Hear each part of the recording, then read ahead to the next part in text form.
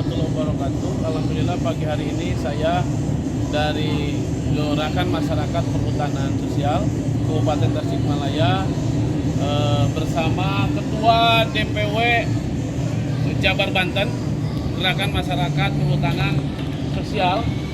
Alhamdulillah bisa berkunjung ke salah satu pengusaha muda yang sukses di bidang pertanian, dan ini kami didampingi atau bersama-sama dengan Ketua DPW Jabar Banten dari Gerakan Masyarakat Perhutanan Sosial.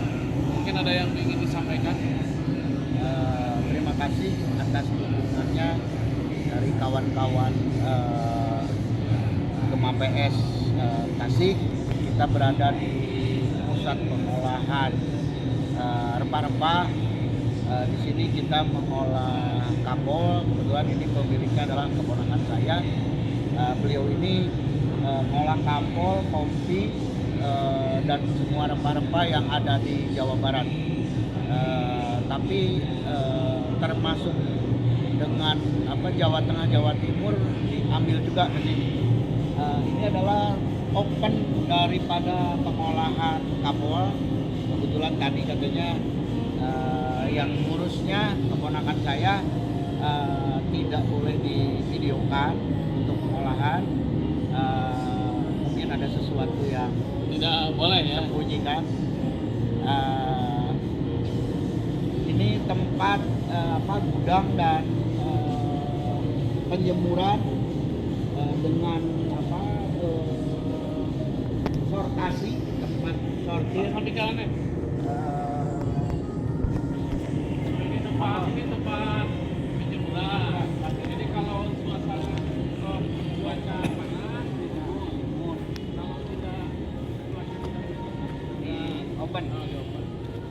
Jadi dalam segala cuaca kapol tetap terjaga kualitasnya. Ini informasinya ada seminggu 24 ton ya kapol kering dihasilkan dari pabrik ini. Ini bahan baku dari mana saja, Pak? Di bahan baku ini dari Cianjur Selatan, Sukabumi Selatan, dari Tasik, Garut Selatan, dan Ciamis. Tapi dikirim juga dari Jawa Tengah, Jawa Timur, Banyuwangi. Jadi ini dari seluruh wilayah Jawa dan Jawa Tengah dan Jawa Barat ya, Ya. termasuk dari Jawa Timur. Ini tempat penyimpanan dan kita akan ketemu dengan ibu-ibu yang luar biasa. Ini para pejuang dan para pahlawan negeri dan petani.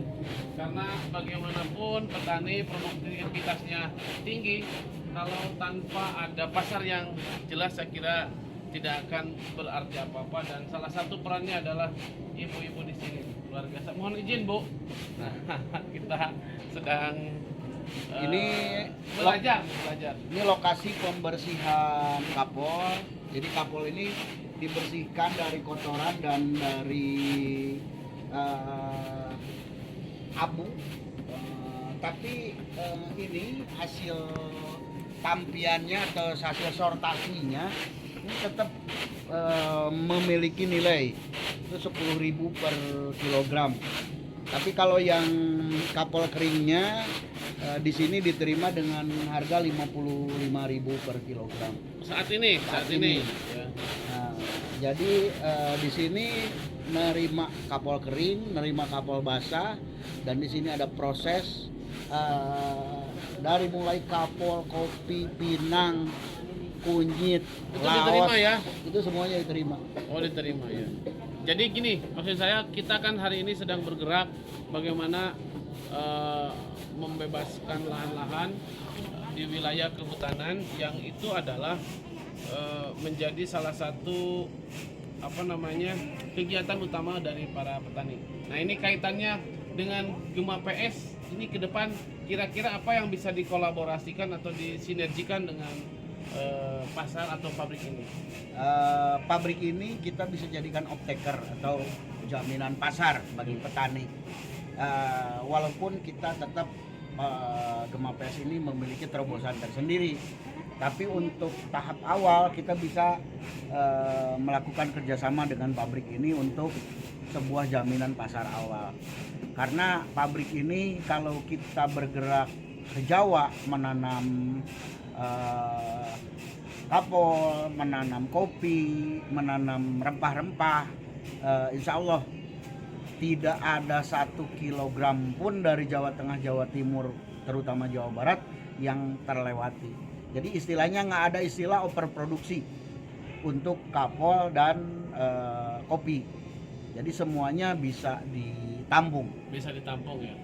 Jadi perencanaan ke depan kira-kira terkait dengan upaya kita atau ikhtiar kita hari ini pembebasan lahan, setelah dibebaskan kemudian hak pengelolaannya sudah ke masyarakat, kira-kira plan ke depan mau dibawa kemana tuh para petani atau para penggarap yang ada di Jawa Barat ini? Jadi sekali lagi mungkin ada yang kurang tepat.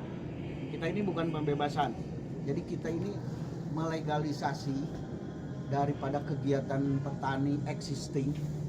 Jadi existing itu yang tadinya dari LMDH bertransformasi kepada KTH, terus tadinya yang dari PHBM, Kulim KK dan IPHBS, sekarang harus bertransformasi semuanya ke dalam KHDPK. Jadi KHDPK ini sesuai dengan surat keputusan Menteri KLHK nomor 287 2022 bahwa lahan KHDPK ini lahan hutan negara yang berasal dari hutan produksi dan hutan lindung yang dulu dikelola oleh perhutani, diambil alih oleh Kementerian KLHK untuk menjadi kawasan hutan dengan pengolahan khusus atau KHDPK. Nah, KHDPK ini di bawah yang mengelolanya adalah kelompok tani hutan atau KTH. Nah, KTH ini diberikan persetujuan perhutanan sosial atau persetujuan HKM. Nah, nanti statusnya adalah hak pakai selama 35 tahun. Nah, di lokasi hak pakai 35 tahun pada lahan KHDPK itu, petani diwajibkan menanam tegakan untuk tutupan lahan. Terus diwajibkan juga menanam pohon yang menghasilkan non kayu seperti buah. Nah, terus ada juga pohon di bawah tegakan.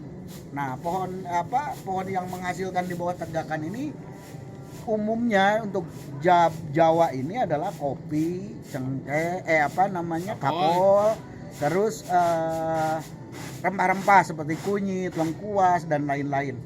Nah, terus tegakan yang menghasilkan tadi kita bisa pala, terus cengkeh.